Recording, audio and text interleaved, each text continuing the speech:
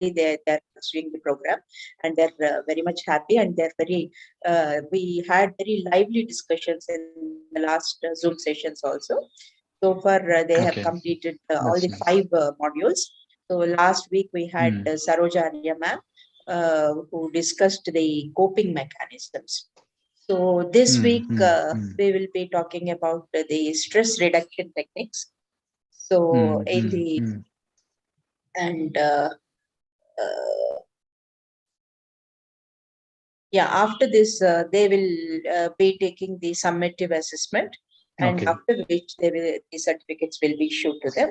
And Hmm. at the Hmm. end of the session, I will also brief them about the procedure and how we are planning for this Hmm. assessment and everything. In Okay. the mean, yeah, I think now you can start the session. Hmm. You may please present a gist of the presentation, and then we can take questions from. Okay. Yeah. Over to you, Yeah. Vidya sir. Yes, ma'am. Okay. Just adjusting something.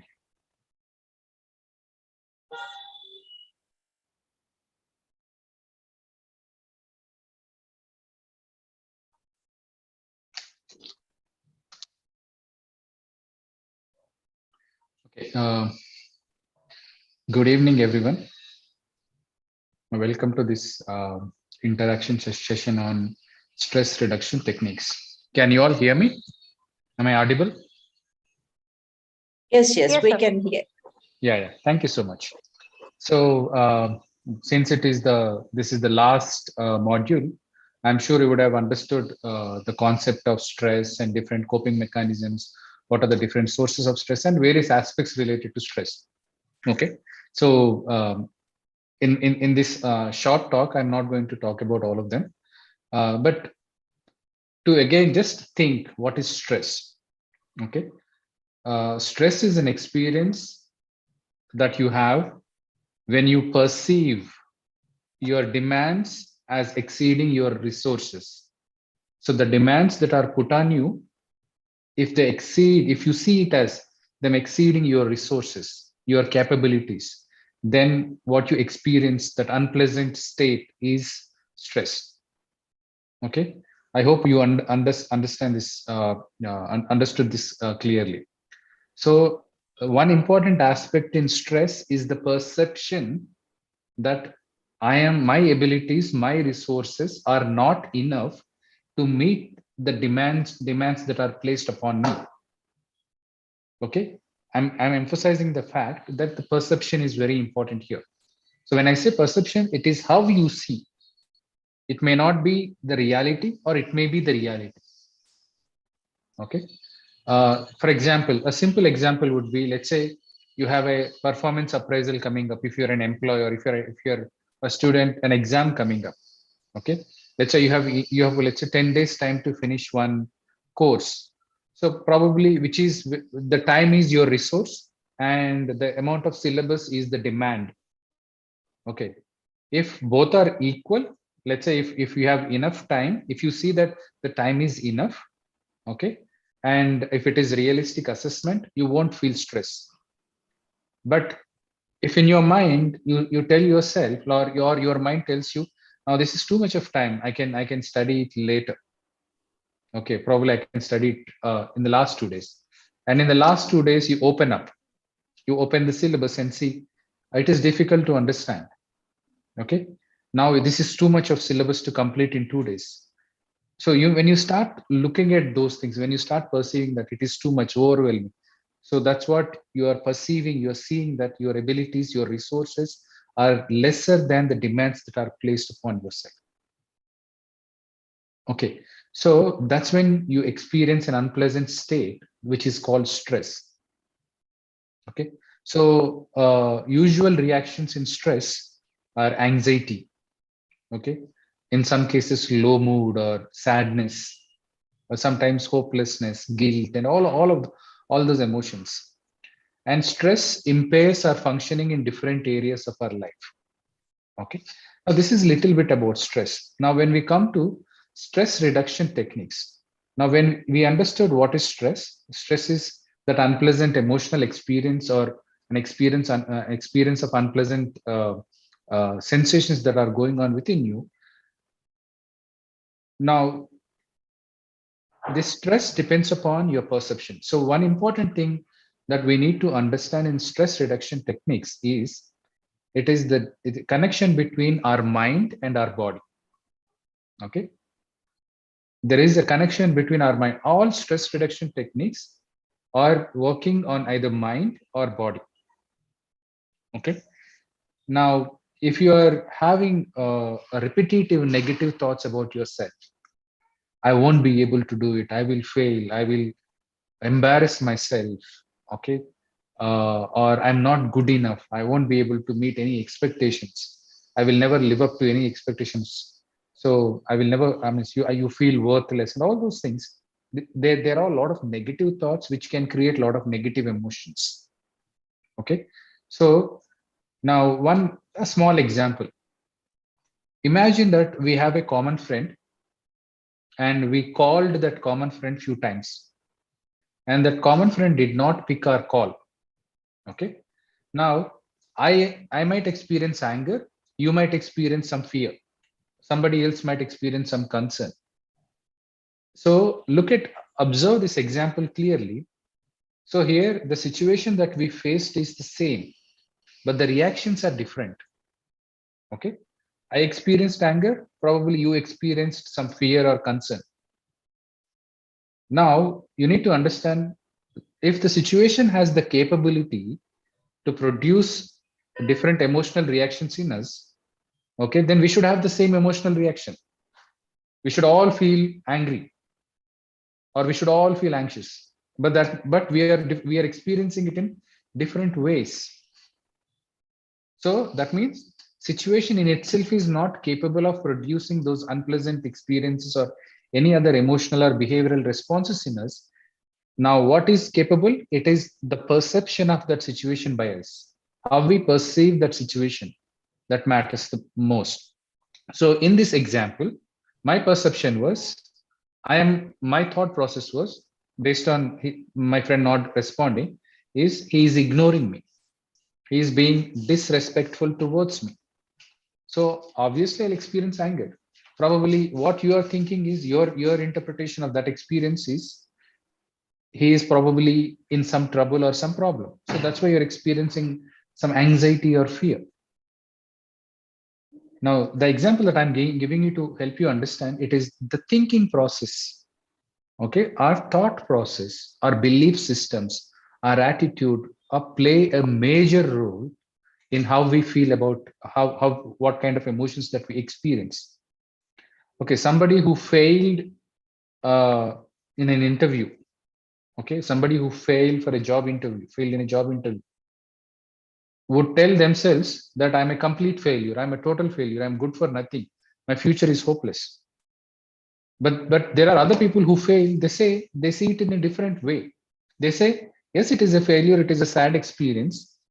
Okay, I should have gotten that, but it's okay. That's a one aspect, one failure that is in my life.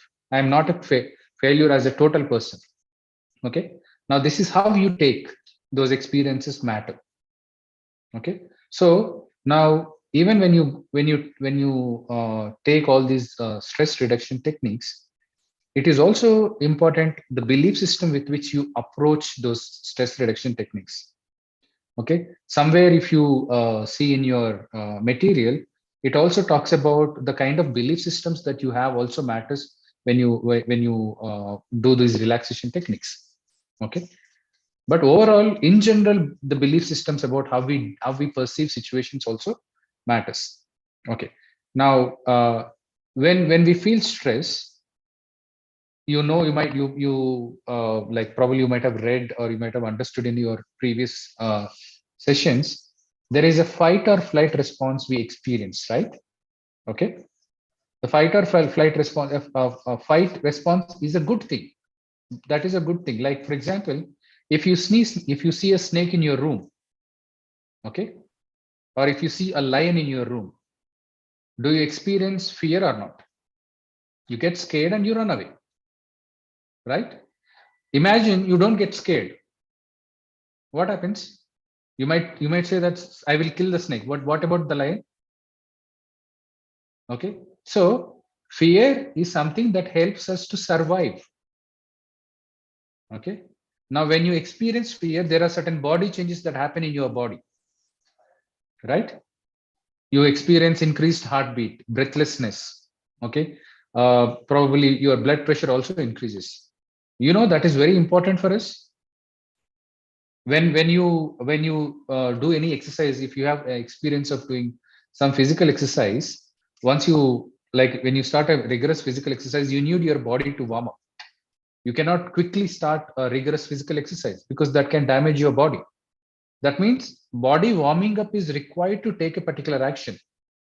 Same way, when you face a threat or when you see something as a threat, okay, I'm hearing again emphasizing, when you see something as a threat, whether the threat is real or not, that is a different thing. But you have seen it as a threat. You have seen oncoming presentation as something that is threatening. So the moment you see threat, what happens is your body takes over, your brain takes over, and it starts to prepare your body. Okay, because you need to protect yourself. When you face a lion, your body needs to warm up. You don't have enough time to warm up and then I'll run. Okay, your body needs to warm up. That's what happens in your body you feel fear and anxiety, because your body is being prepared by your brain.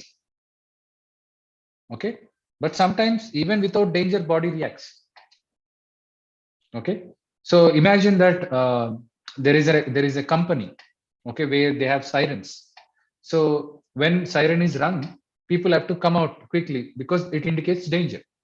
Imagine that somebody who is sitting at that siren is ringing that siren. So without knowledge, mistakenly he has pressed it. Siren rings, right? Then what should people do? People cannot say that whether it is a real danger or imaginary danger. They won't say that. They will first come out, and once they come out, they will come to know that it is not a real threat. They will go back. But your immediate response has to be coming out. Same way, whenever you see threat in something, immediately your brain takes over. It doesn't think whether it is a real threat or not. The moment you tell yourself in your mind that I'm going to fail, or people are going to laugh at me, so I will make myself a fool. Okay, so these statements that go through your mind, your brain picks it up as a threat, and it prepares your body. Okay, so in that fight or flight response, what plays a major role is a particular nervous system called sympathetic nervous system, which is part of autonomic nervous system. Okay, that automatically takes over. It prepares. It makes your, now if it is not a real threat. Okay, if you're feeling those emotions, you can. There is another nervous system called parasympathetic nervous system, which works in opposition to sympathetic nervous system. So your response is, since sympathetic nervous system is active right now, if you know it is not a threat, what you need to do, you need to switch on parasympathetic nervous system. Okay, so because those both nerve system act complementarily, if one is on, one cannot be on at the same time, other cannot be on at the same time. So what you can do is simple, a deep breathing exercise, sitting and taking a deep breathing exercise can switch on the parasympathetic nervous system, which automatically it calms you down. Okay, now that is one simple relaxation technique. See, I'm not talking about the things that I've already written in the book that you can read. You can ask me questions about what you have read. I'm giving you some other information which is important for relaxation techniques.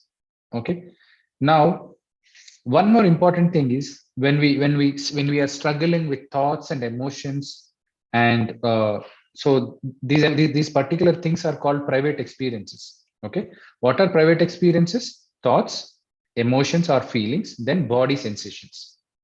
Thoughts, emotions or feelings, or body sensations, these are called private experiences because they happen within us. Okay, one very important factor we need to remember about these private experiences is, the more we try to control our private experiences, the more they will come.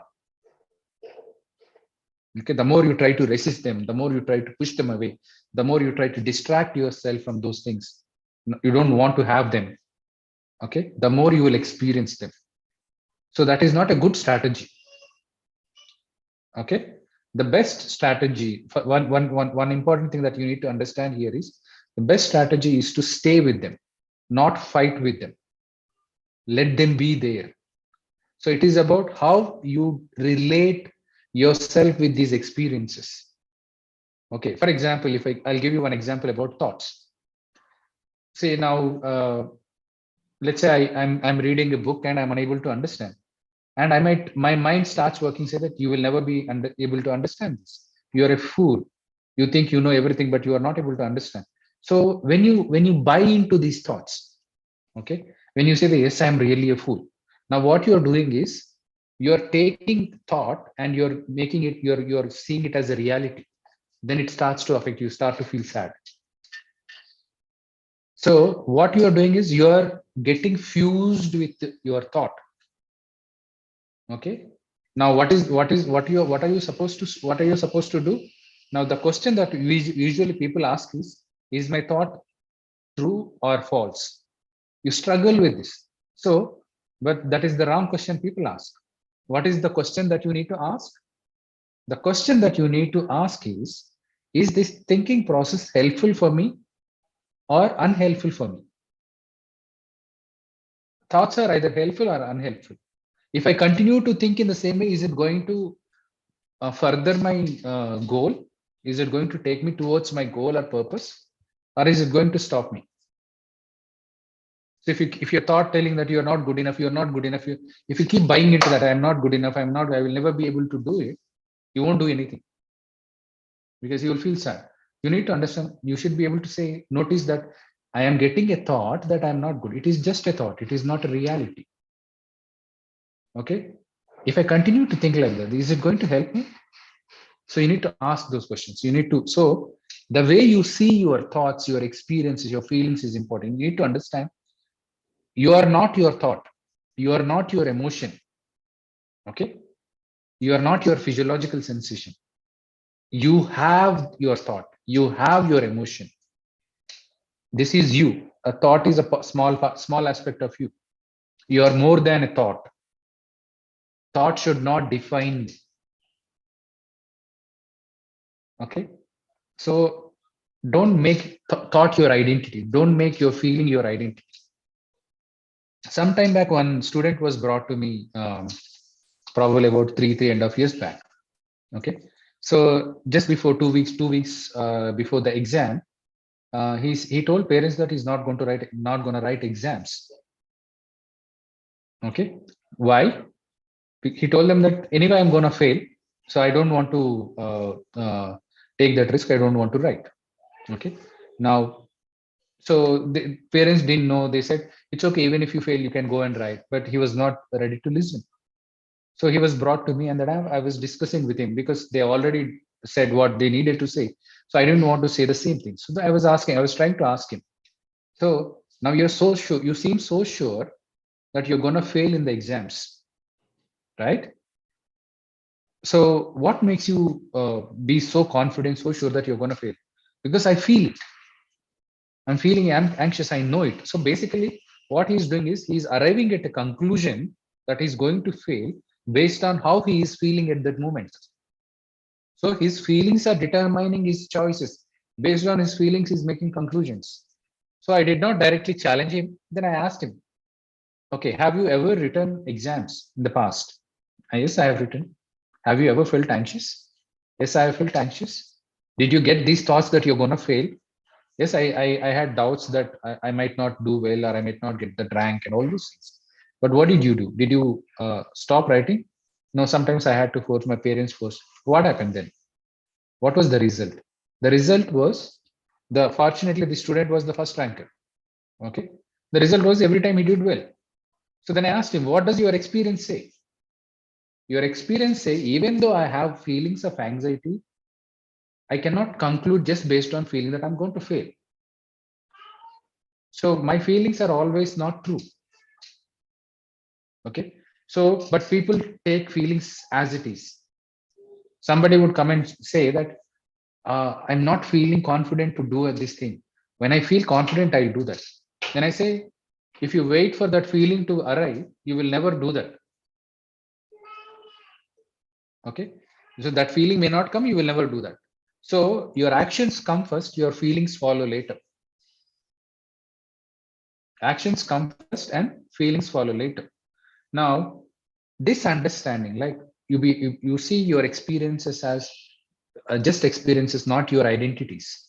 Okay. This is what happens when you practice mindfulness meditation. You're able to step back and observe your experiences as experiences, the way you relate to them. Now you start to see that this is just what do you call, this is just a thought. Okay, this is not a reflection of reality. This is how I feel, but I don't have to be determined, I don't have to be stopped by my feeling. See, all these things come by practice.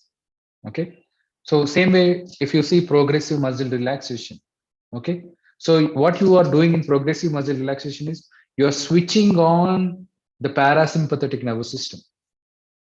Okay, but even people who struggle with repetitive thoughts, if they are not able to shift their focus from thoughts to what they are doing, then they won't be able to relax even if they do progressive muscle relaxation. Okay, so you should be able to, the way you relate to your experiences is very important, and your perception or your thought process, your belief system is very important. Many times we don't examine our belief system. Okay, so one of the core issue with people is, uh, if most of us, when we struggle with, we are not, if we are not able to achieve anything in our lives, we are struggling. One of the problem is we are not ready to face discomfort. So this is one of the very important factor in stress. Okay, so my main motto is I want to avoid discomfort. Say I want to write a book. The moment I think of writing a book, my thought comes, oh, this is a task. I need to sit for a long hour and I need to read a lot of material to collect the material. Or it itself, I perceive that this is aversive and I keep it off. And if you want to achieve any major thing, you should be ready to, you should be willing to go through the discomfort and effort. Okay. Now, there is an equation I tell my clients. So pain, pain, though unpleasant, it is very important. Okay, suppose if your hand gets cut, it pains. Okay, it is not pleasant, it is unpleasant, right? So even though if it is unpleasant, it is telling you that there is something wrong with your body, you need to attend to it. Imagine that your hand got cut and you don't know, there is no sensation at all. What happens? You will bleed to death. So when we experience these unpleasant emotions, sadness, anxiety, fear, and all, though they are unpleasant, they are there to give us a message. Okay, so that is why the approach that you take towards them is very important. You cannot see them as enemies. You have to see your emotions as friends. Okay, you need to stay with them, though they are unpleasant. Then you will understand what is making me feel this way. Once you understand, you will be able to deal with it. But many people choose different ways of coping. Probably madam might have spoken to you about emotion coping and problem focused coping. See, what people do is probably resort to, they, if something is distressing, they immediately resort to, let's say, watching some TV series or binge eating or sleeping, because I'm not ready to stay with my internal or private experiences. Okay, so in this context, I'm giving you one equation. Equation is pain plus resistance of pain is equal to suffering. The more you resist this distress, the more you resist this effort, this all those things, the more you will experience the pain. Okay, if you are willing to go through the discomfort, okay, if you take that willing approach towards them, probably you will not experience much stress that you are experiencing. Okay, and if we come back again, one of the stress management technique that I did not talk about is probably, I would say, the stress reduction techniques I talked about are only the physiological stress reduction techniques. Okay, mindfulness though is much broader. Meditation is much broader. It helps cognition also. It helps changing the way you think and belief system, because it helps you to examine without getting involved with them. Okay, So now, sorry, what I was telling. Yeah. So it is very important we examine our thoughts. Okay, it is very important that we examine our uh, belief systems. Mm, I missed a point anyway. If I remember, I'll let you know. Uh, yeah. So it is important that the perception plays a major role. Okay, and the perception towards everything that you do is very important. Perception is the way you think about your experience, the way you think about events, and how you and your attitude towards your own experiences. Like that's what I'm telling, that if you see your private experiences as enemies, you tend to avoid, so you are not solving. So that's where, yeah, I'm coming. I wanted to talk about emotional coping. So what people do is, when they experience any unpleasant emotion, immediately they resort to some other means. Like, let's say, some people might abuse substances, like they might go to alcohol and all those things. Okay, or they might binge watch TV series. They might just go on Facebook and or any social media, and they spend hours and hours of time without even intentionally knowing what they're doing. So there is no intentionality. Okay, because they just go on the autopilot mode. So mindfulness actually makes you grounded, meditation grounded to the present moment. You need to be aware that you are in the present moment. So if you just think about your stressful experiences, in each of those moments, you are not in the present moment. You are probably lost in your thoughts or emotions. You are not present here in the moment. Okay. So that is one of the main thing, because we get lost in our thoughts. So one of the stress reduction technique is to get unstuck, get unhooked from those feelings and thoughts. So that's what the mindfulness does. Okay. And also, keeping a journal is one way of dealing with stress. Like writing about your upsetting experiences and the thoughts that you had during those moments. Okay. Yeah, so this is brief about other ways of dealing with stress, apart from progressive muscle relaxation that I talked about, and then mindfulness meditation. Okay, and biofeedback is one way. Again, it is mind-body connection. So biofeedback is where uh, your for it's one biofeedback is EEG biofeedback, where your brain signals are sent to the monitor, and where you can see if you are relaxing yourself, the signals will change. That means you're getting the feedback from your own body, and by looking at the feedback, you can learn to change your own body mechanisms. You learn to relax. Okay, so that is biofeedback. Remember, all these techniques that we have discussed, they require consistent practice. Without practice, you will not see benefit, and you cannot expect benefit. Okay, some people might develop some thoughts in the beginning itself. Your mind says, see, this you are not able to do, this will take long time. So that is again avoiding the distress. Okay, so anything, any major achievement will not come without any effort. So if you're not ready to go through that effort, go through the discomfort, if you're not willing to practice consistently, you will not see the benefits of any of these techniques. Okay. So again, takeaways from whatever today I told you is, stress is one major source of stress is the way you perceive things. That means your thoughts, your belief systems. And the second way that you might increase your stress is the way you deal with your private experiences. That is again thoughts, feelings, and your body sensations. The more you try to control them, the more you have them. So the better way you deal with them is to you stay with them, you observe them, you notice them, don't fuse with them. Okay, that means you don't see your thought as yourself. You have your thought, you are not your thought. You have your emotion, you are not your emotion. Okay, so yeah, and you stay grounded in the present moment. You be aware that where you are, be intentional. I think I'll stop here. I've taken more time, so I'll give time for interactions and your questions. Thank you so much. Thank you very much, Vijay Sagarnaru. And really, you are a very good teacher, I should say. Thank you. Yeah. And questions, Participant Josha, you had a question to ask? Yes, ma'am. Actually, this question I am asking from third module, but I was not satisfied with the answers what I got, because maybe the time restriction or something. So What may is that I, question? You, if you repeat it.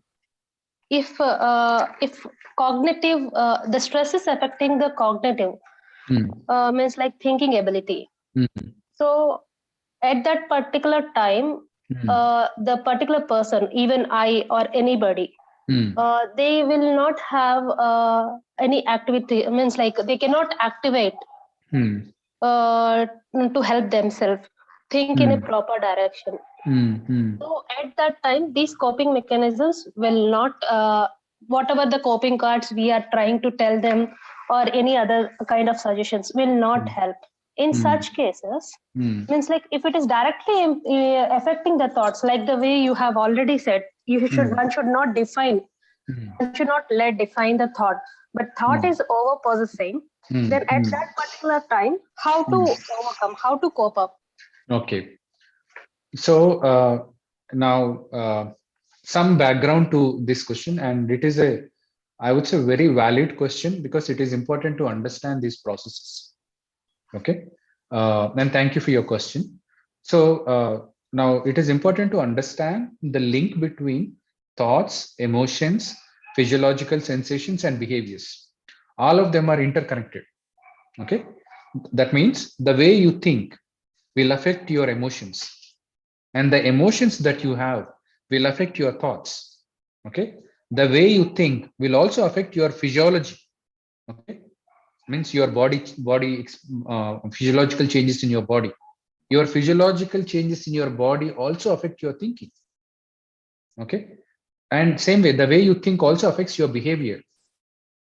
So everything is interconnected. That means if you change at one particular area, okay, if you change at one particular area, let's say thought, it will bring changes in your behavior as well. It will bring changes in your emotion. But if you also change emotions, your thought also changes.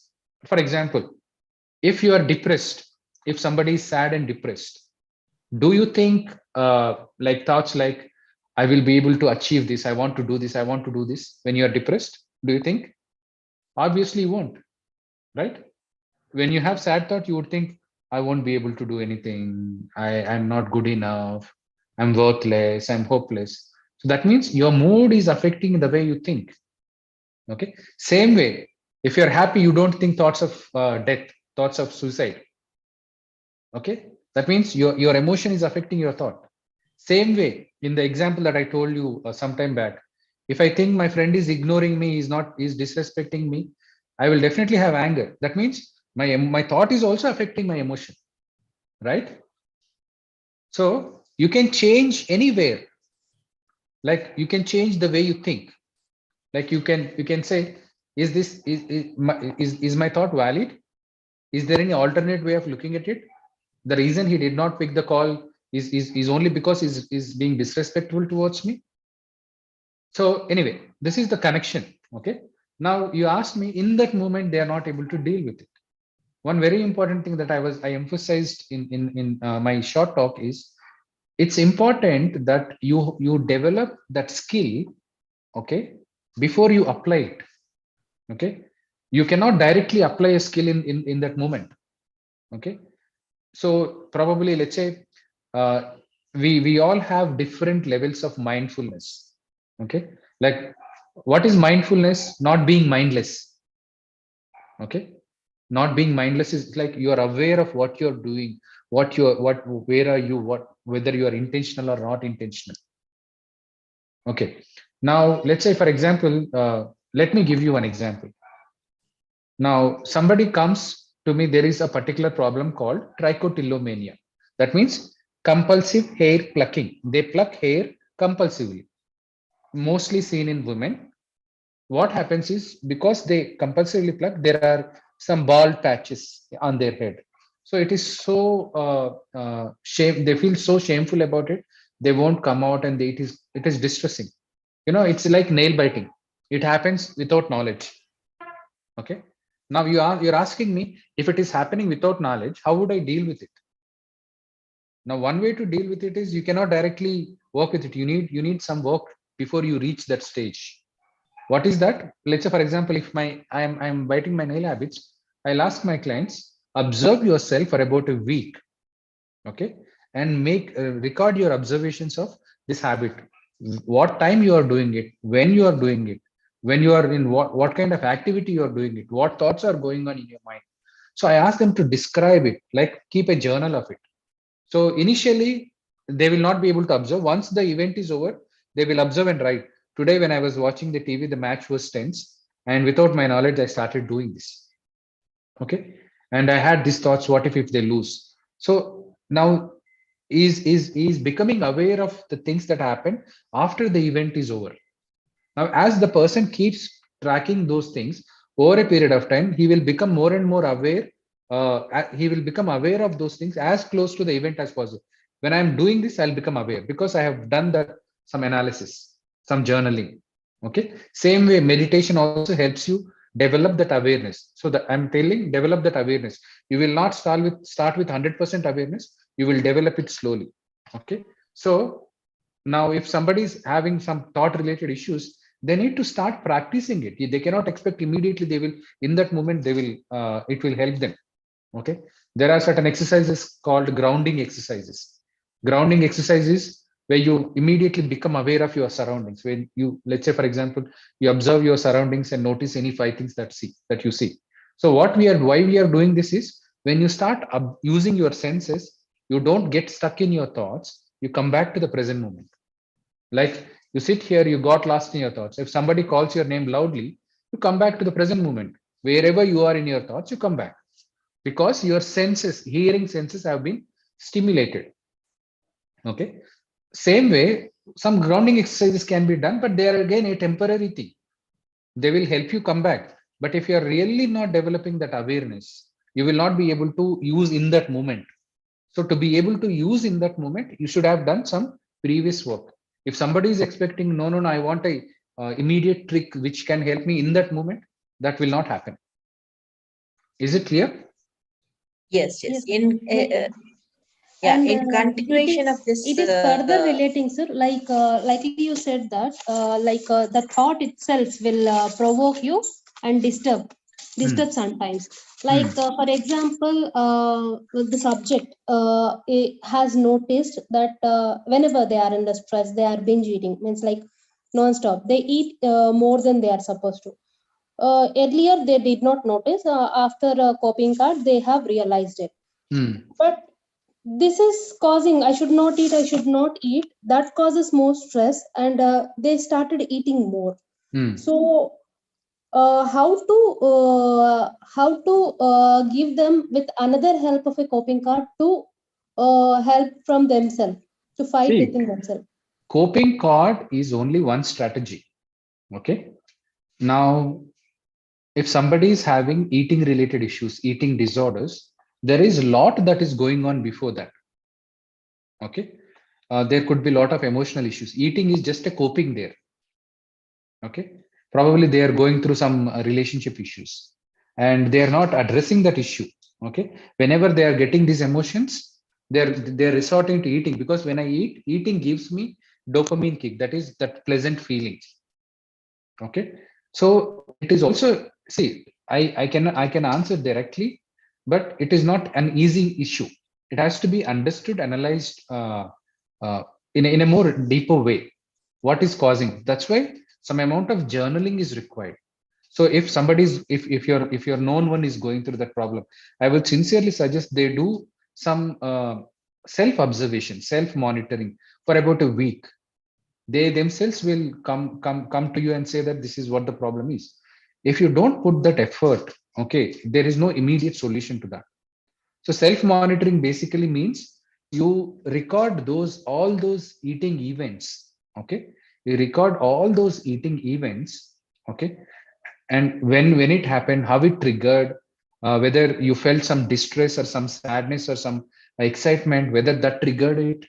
Okay, so you need to identify what triggered it, what emotions you experienced, what thoughts went through your mind, what physiological sensations. Basically, what you're building is an awareness. I don't know whether you all know a person by name Viktor Frankl, a Jewish psychiatrist who has written a book called Man's Search for Meaning. Whether you are aware of it, Man's Search for Meaning. So Yes, he has, sir. yeah. So in that book, he has written a statement. Okay. If you have Google, you just open the Google and type Viktor Frankl. Okay. And stimulus and response. So I'm sharing this quote with you. I'm also just typing in right now. Okay.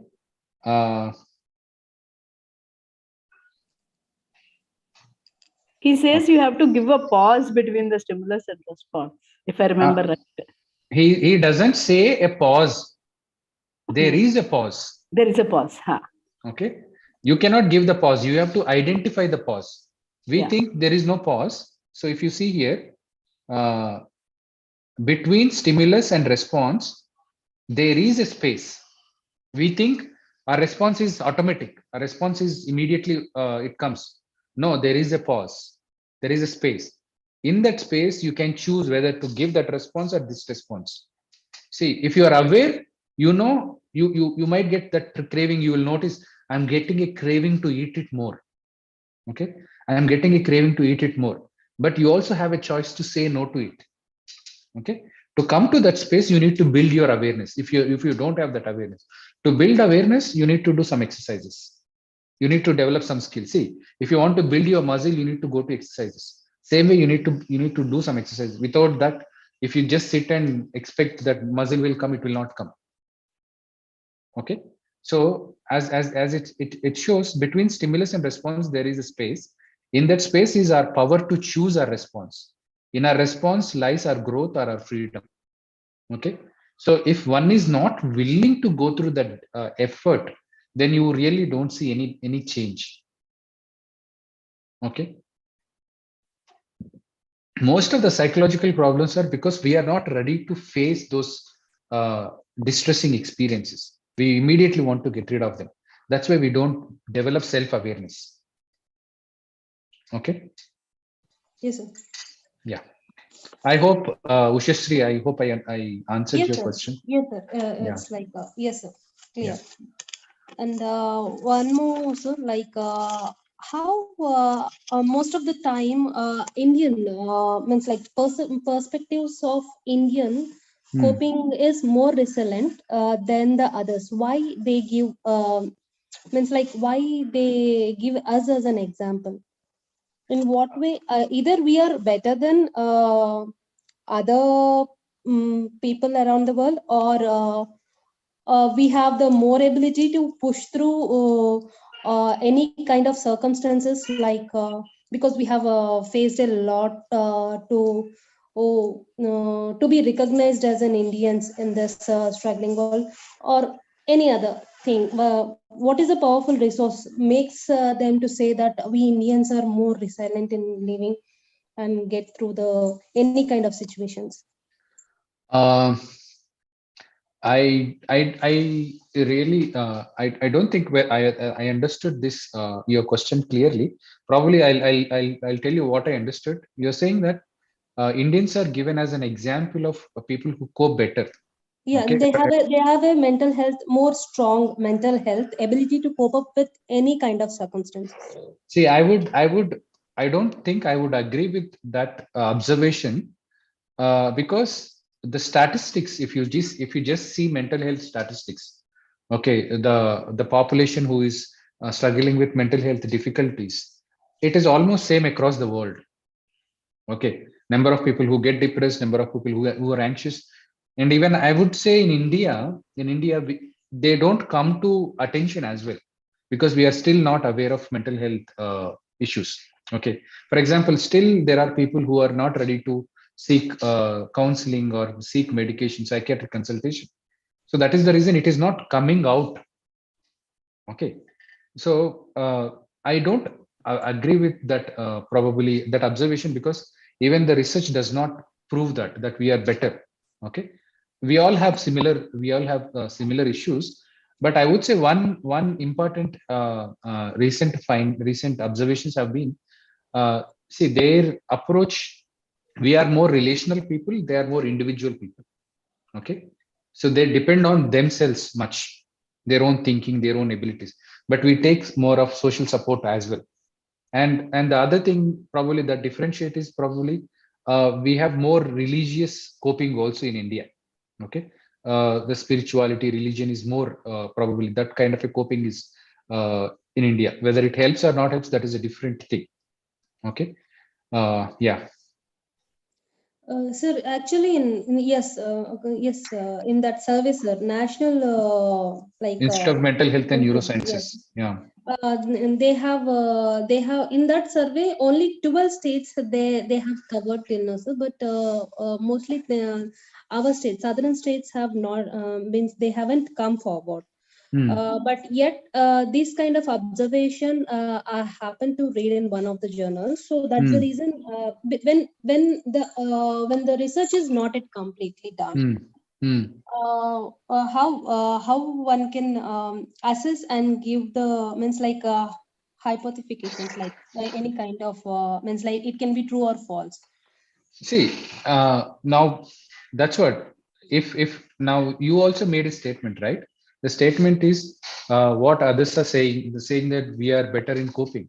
That's what I'm saying. I don't have an evidence to say that we are better at coping, but I know some observations, some differences in terms of their culture itself. Their culture is more individualistic.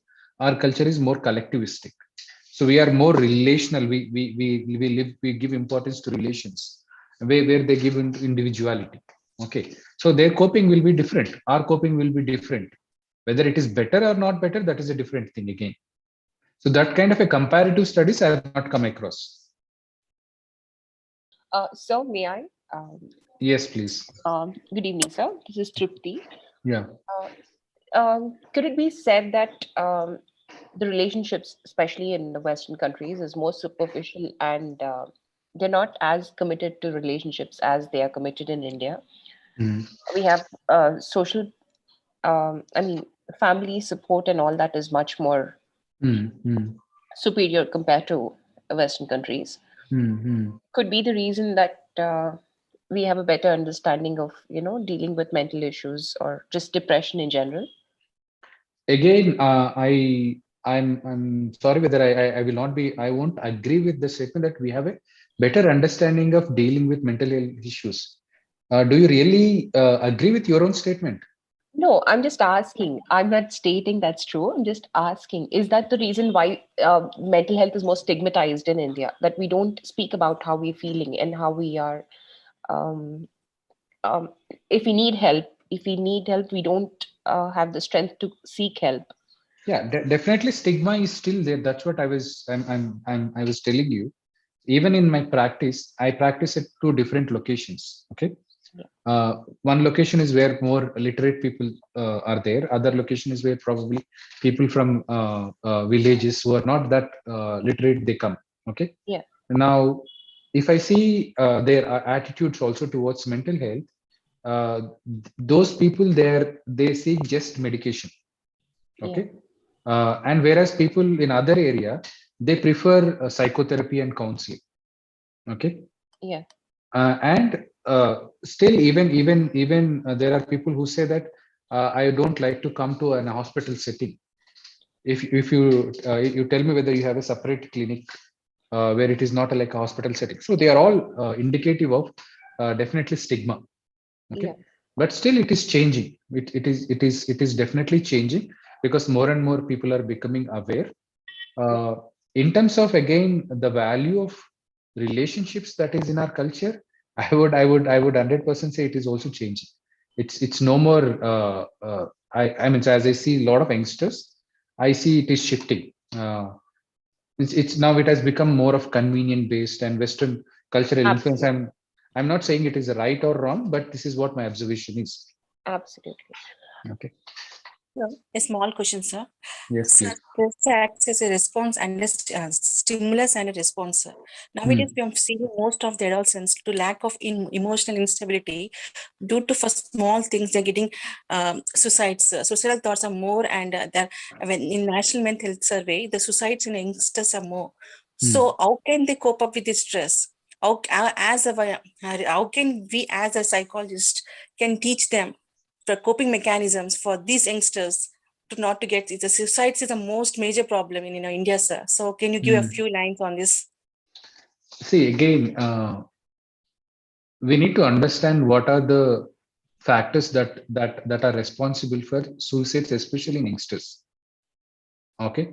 Now there are many factors. You can have preventive measures. Okay. We say that prevention is better than cure, right? So the way they are raised, the kind of value system, belief system, like they were inculcated, like they are inculcating, or the environmental experiences that they are having. If we can provide them healthy experiences as parents, as teachers or educators, that is a much better way to deal with those things, which is preventive more. But once they are already in it, probably you have all these psychological methods we have been discussing, right? Stress management techniques. So one of the core issue everybody struggles with, probably identity. Okay. So not being able to fit in, not feeling good enough. So so that is the core issue. So you need to help them deal with, come to a healthy sense of identity, that I am good no matter what, whether I achieve or whether I don't achieve. I'm already valuable, I'm already worthy. Okay. It's not that only if I have that I'm worthy, or only if people recognize me I'm worthy, only if I have 5-digit salary I'm worthy, or only if I have car that I'm worthy, or only if so now the system or the culture is basically is training people to see that they lack a lot of things, that's why they don't worthy, they are not worthy. Okay. So we need to understand all those things. It again on an individual basis. We need to be empathetic towards them. We should not be judgmental towards them. We need to listen to them. We need to probably validate their feelings as well and help them see there are better ways of dealing with it, and develop a healthy sense of self-esteem and identity in them. So it's a simple uh, uh, I mean, it looks as like when I'm stating it, it sounds so simple, but it's not that simple. We need to spend some time, quality time with those people to understand their problems. Okay, sir. Thank you, sir. Valuable suggestions, sir. Thank you so much.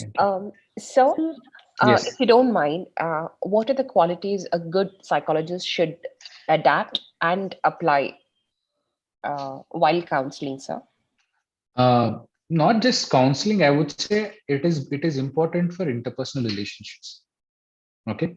One thing is you must be self-aware. You should have good self-awareness first. Okay. The reason is if we have not worked through our own issues, okay, we let those issues influence our helping process at a conscious or subconscious level. Okay. So we need to be aware of our own issues, that self-awareness, and working on our own vulnerabilities, being aware of our own insecurities and trying to be aware and work on them is very important. And also know that we are not perfect. Okay. Then second thing is being empathetic and non-judgmental towards other people. That unconditional positive regard. What is his name? The humanistic. Carl Rogers. Carl Rogers talks about. Okay, that is also very important. But the primary thing is, see, there is a saying: hurt people hurt others. Okay, broken people break other people. Okay, so if we are not dealing with our own hurts and insecurities and brokenness, we will not be able to help other people well. So that is why self-awareness and working on our own self is very important. Okay, then comes being empathetic towards them and being non-judgmental towards them, and believe that they have the potential and capability, and helping to probably facilitating that to come out is very important. So these are the core things. If you just type something in, let's say, what works in therapy, you just type in Google, it shows you one pie diagram, okay, which talks about the technique or the whatever the specific techniques a counselor learns or therapist learns or different things, they matter only to certain extent. But 35% of change can be brought by just relational factors. If you are just be present, listen, actively listening, empathetic, validating the person, not judging, not judge, that itself bring 35% of change in the person, according to a long 40 to 50 years of studies. So, Okay. if Thank you, sir. so like ego strength, like poor ego strength, who have the individual who is having ego more of super, like then for such people, even though they know that they are undergoing certain kind of issues, they don't accept. Then in that time, autogenic training also doesn't help. Means like even though we educate them. So in such cases, how to work on them? Because we do face challenges. See, if you see, I think there are indications and contraindications about autogenic training also, like whether it can be used or it cannot be used. So if severe emotional problems, probably their autogenic training is not helpful. They need intensive individual therapy. Okay, it's not something 1 or 2 sessions in we can help them. They need to work on their own issues. See, we all have our own issues as well.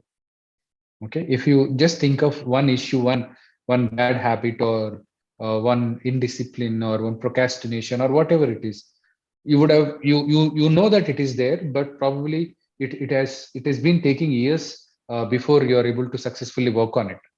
So that itself shows that it is not easy to change, okay, unless one has commitment and determination. Okay, so in that individual's case, probably they need intense individual therapy, okay, to break those resistances and help them acknowledge what their problem is. Okay. Yes, sir.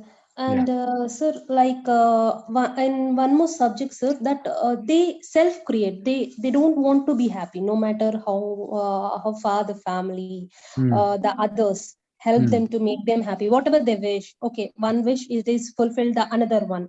They auto train themselves for not being happy. So for such kind of people, how to work with such kind of people?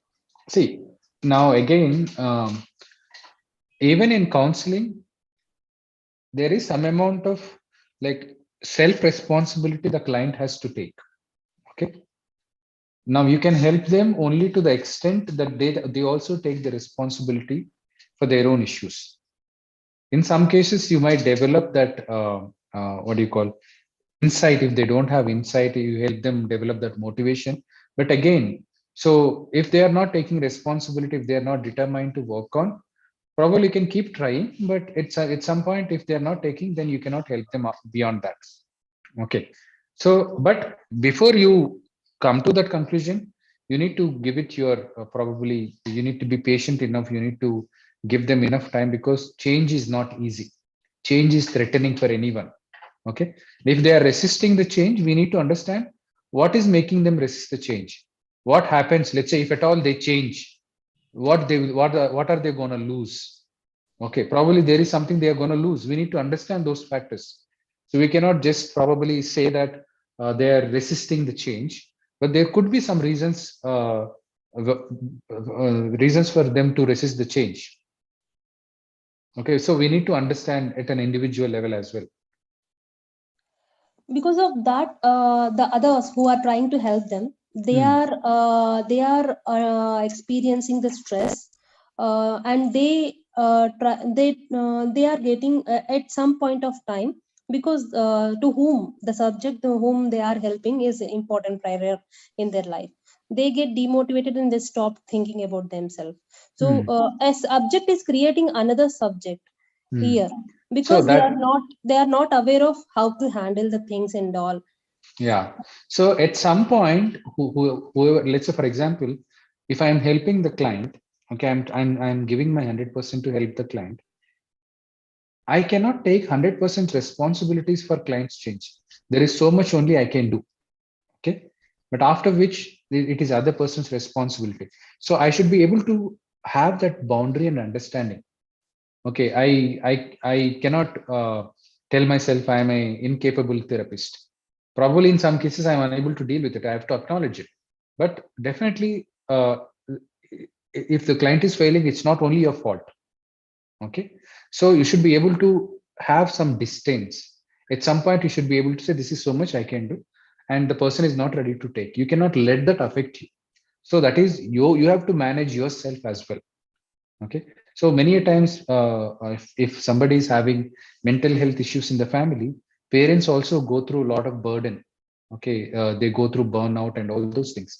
So it's important they also learn to manage themselves. It's not easy if somebody is going through some struggle, but somewhere they need to address that. Otherwise, the whole family can become pathological. So, Yes. according to you, Hmm. is it ethically and morally okay to counsel a family member or a dear friend? I mean, so I would say in my practice, I don't even know if I've come across anybody who's not a family person or friend, but I've come across them in some meeting or something, and I've known them out of this setting before they come to me. Even those clients I won't see. Okay. Okay. So because I cannot, I might say myself, I can be objective, but you cannot be. So those subconscious level factors would come into play. And you would unnecessarily know a lot of things you don't need to know, which might affect your relationship with other people. Okay. So, Thank you, as a sir. part of risk management, the development of self-concept is also more important to become a resilience.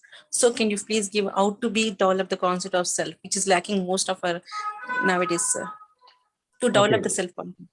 Again, it's a there is no quick fix to that. See, we develop ourselves in the context of relationships. Okay. So the kind of feedback, the kind of relational experiences we have with our parents, our teachers, our peer group, they all contribute to the formation of self, and your temperament also contributes. So basically, in the relational context, it develops. So the adequate self concept or self esteem is can be developed if we provide good experiences, healthy experiences while growing up. If they are not provided to the individual, there is a lack in that area. So then, if they are coming to the counselor should be able to provide those experiences. But counselor will be able to provide only limited way, in a limited way, because it is limited professional setup. Okay, but if the client is willing, that itself is enough to again gain and have a more healthy way of looking at oneself. Okay. Otherwise, so for example, how do you feel you are valuable? You feel valuable, like you develop the concept that you are valuable, you are worthy, because the way you are treated by your parents. So if your parents say that you're good for nothing fellow, you're waste fellow, you're just wasting my money, if they keep telling you, the concept that you develop is I'm not good, nobody loves me, I'm not good enough. But if they're telling you you're precious, we love you so much, it's okay. Even if you fail, we know that you can do, you can probably you can put effort and you can succeed well. Then you will develop a concept that I'm valued no matter what. So the relational experiences that matter a lot. Okay. I think Trupti wanted to ask a follow-up question, something. Yes, sir. Yeah. So, as in when you're practicing medicine in general, Kathy, so there is an obligation that you cannot operate on friends and relatives, right? So, is there any formal rule as such when it comes to counseling, also, sir? Yes, yes. There are ethical guidelines. If you go to APA, American Psychological Association website, you will find those ethical guidelines. And there are also there were issues like once, like even after the therapy is over, you cannot have personal relationships with those clients. Yes, sir. That is for 1 year, especially for 1 year. They have a Yeah, yeah. guideline for 1 year. Yes, yes. Any personal relationship. Yes, yes. Yeah. Thank you, sir. And Yeah. sir, there is when I'm going through the videos that why optimism thought to be a health protective was means like this particular means like why it has to be a health protective? See, simple thing. If you think I will fail, okay, that is negative, pessimistic. Is it helpful to you? No. Okay. No, if you think probably I'll try and I might succeed and I will succeed. That is more that develops some positive emotions in you. That is a simple logic. There is more to it, but I'm simply telling like optimistic is having some hope towards your future. So if you are hopeful about the future, you would work towards it. Okay. If you're pessimistic about the future, that you look towards something negative, you will have negative feelings. Probably you will not be able to work. You will not be able to function well. So that's why optimism is helpful. And the other case, sir, when in module 1, you are explaining that a mother, she has forgot to pick up a child. It's one kind of thing, and she blames herself that how can a mother can forget to pick up a child? At what kind of stress level she might be that she forgot her child? See, I'll How tell to you one. measure the stress? Yeah. So again, I'll tell you again. See, this is an experience that mother has gone through, right? If you remember an example I told you, it's not the experience that matters. It is the way we perceive it. Okay. So yes, it's sad that a mother has forgotten to pick the child up. Okay. It is sad and it should not have happened, but it happened. So the important thing is how you take it. Whether you feel shameful about yourself, you start questioning your worth, saying that I'm not a good mother at all. I'm not good at all. I'm a worse mother and all those things. I'm not a good woman. So that is the wrong way of looking at self. Okay. Yes, mistakes happen because you are a human being. Okay. We are not machine. We are not God. Okay. If somebody is considering themselves as machines and gods, then you are perfect. Then you can consider like that. But we are not that. It's human to make mistakes. Okay, it's human. So if you're not able to forgive yourself, yes, that's a mistake, it should not have happened. I feel sad about it, but that should not determine your future. But if you get guilty, if you wallow in guilt, you will not even take care of your child next probably 10 days, 20 days. So you need to quickly able to recognize what the mistake, acknowledge it. You should not deny it, acknowledge it, acknowledge how you are feeling also, but you need to quickly move on. And how is there any means like without any equipment, can we can we guess or pass any conclusion that at what kind of stress levels they are going through by basing on their behavior, approach or say if you are stressful, you will not be able to function at your optimal level. Okay, so you will not be able to do your day-to-day routine well. It gets affected at different levels. Okay, so the functioning and the distress the person is going through are probably two indicators which would tell you how much stress the person is going through. Okay, or stress can also cause various like physical problems as well. Okay, they might develop some gastrointestinal issues or some other chronic or pain related, migraine related issues. So I mean, you can guess, infer from these things. does stress impact the spinal cord, sir? See now, Because all I as I said, there is a connection between mind and body.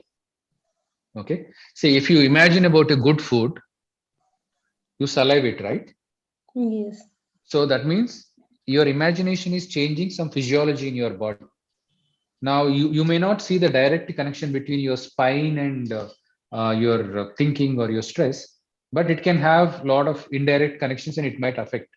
I'm not saying it is directly has a connection, but it will have a connection in your different body parts. It can have connection on your neurochemicals, like a effect on your neurochemicals, which might affect your spine functioning. It might stress your spine because of the muscle tension, because stress causes muscle tension. So I would say stress can have effect on your whole body. It affects your immune system. Yes, sir. Thank you, sir. Yeah. I think, ma'am, can we stop now? Sir, Yes, I have sir. one small question, sir, please. Yes. Sir, earlier you said that when people like parents are saying you're good for nothing, you are useless and all, we tend to develop a negative self-concept and all. But of late, I have been seeing that parents are overdoing it, sir, in a positive way. Like that also can harm their. I mean, they will not be able to exactly estimate what they can do and what they cannot do. No, sir. Like every nowadays, because of maybe single child and all, they are trying to protect their child, and they are trying to whatever they are doing, any mistakes or anything. Also, they are trying to cover it up and then show it in a positive way. See, now again, if somebody does a mistake, okay. Yeah. Now what our approach is, we don't tell the child you are a mistake. You did a mistake, but you are not a mistake as a person. Correct. Okay. You did a bad thing, but you are not a bad person. Okay. What happens is when you say balanced way of this thing, if you identify the child with the mistake, that's the problem. So you say this is a bad thing. These are consequences for that. Okay, you should be able to help them understand that. Okay. Yeah. But because they are overdoing, so that's why I balance it with saying that you are not good enough once and you are good once. No, you should never use a negative word with the child, even if they do bad. Yes, sir. Okay. Thank you very much, you, sir. And there is no, like other previous sessions, our students, they have so many questions to ask and they will spend a lot of time. But we have exceeded our time limit and now it is almost 15 minutes. You have spent more than 1 hour with us. And I thank you so much, sir, for sparing your valuable time for our students. And really, these interactions have helped me also. I am benefited immensely from these interactions also. So we relate to our past experiences in life, what has happened, what has contributed to the stress and how we behaved in such situations and all that. And thank you so much for giving a lot of clarification and also imparting knowledge to the students. Thank you very much, sir. Yeah, thank you so much. Thank you, everybody. I thank hope you for joining you will get benefited from and making this course very important. And yeah, I should thank you, ma'am, because you have taken so much effort to like make this possible. This course, this is a very good course for people. Thank you so much for that. Thank you all. Thank you, sir. Thank you, sir. ma'am. Thank you very much. Thank you, Thank ma'am. you. Thank you, sir. Thank you.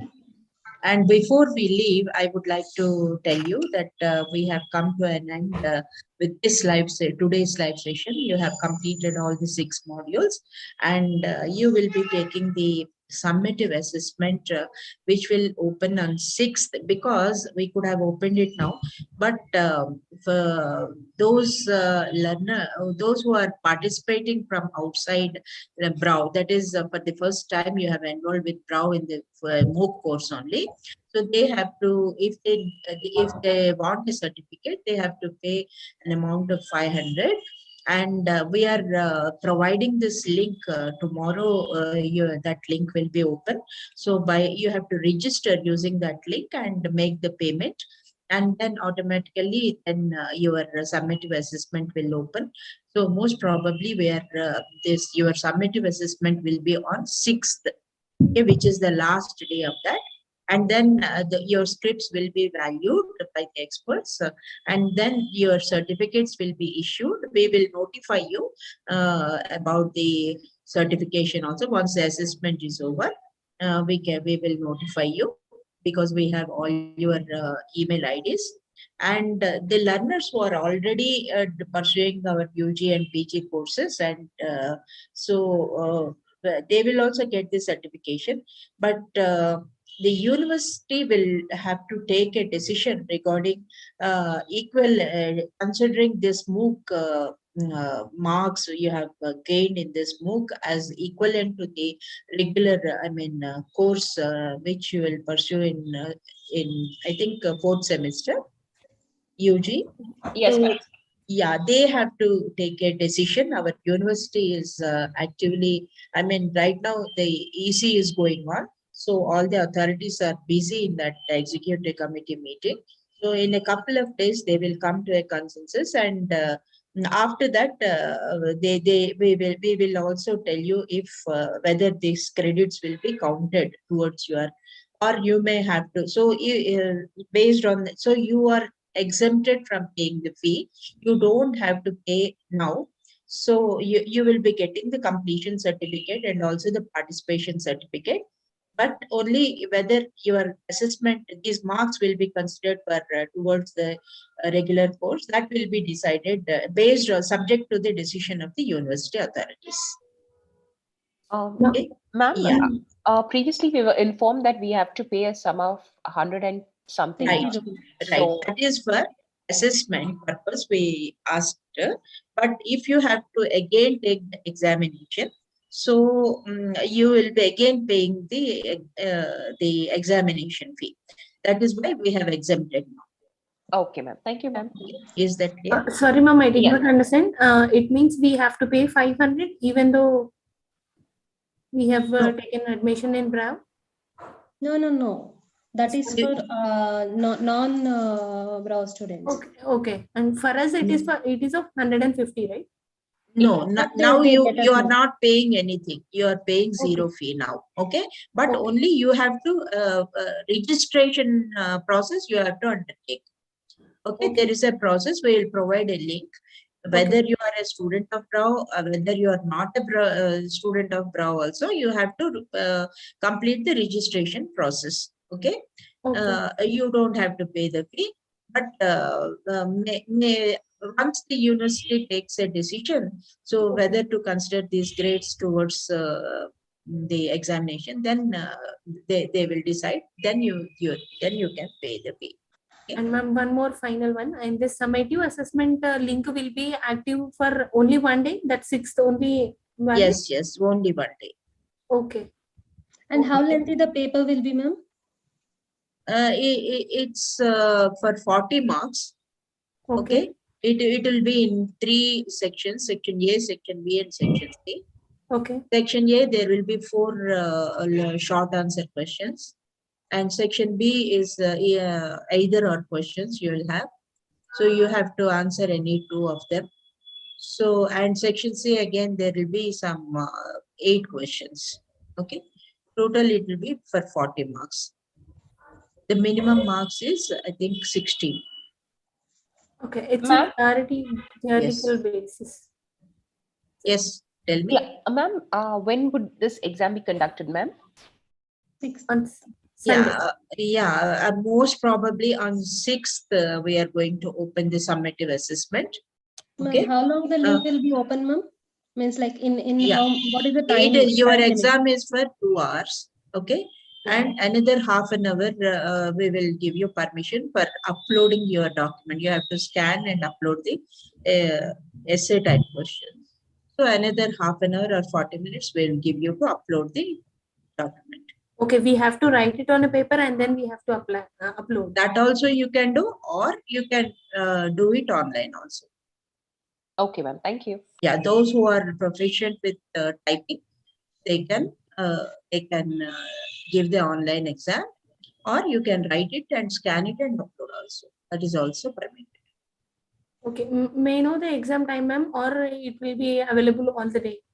Yeah, most probably, I think I will let you know. I will mail you. I will send you a message regarding the time and everything.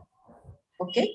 Actually, So most thing is that probably, my cousin marriage is on that day. So 6th.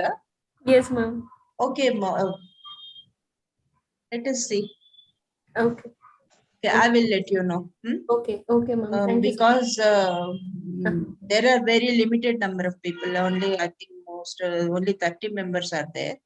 Okay. So we can find a convenient date. I think, but maybe I will let you know. Okay. I will finalize and let you know the date also. I will confirm the time and date, and we will open the link. Okay. Okay. Ma'am, currently examinations are going on, ma'am. We like semester wise, 5th, 4th, and 2nd. Means 3rd semester are exams. Semester exams. Those means like from 7th onwards, the semester exams are going on. Like 5th semester is going to start from 7th. Yes, yes. Who are enrolled from 5th semester, they'll have a challenge. Like your stress management exam is also there. Yes. Okay. Acha, they are undergoing the examination. She's Talk telling. to the controller of exam. Okay. And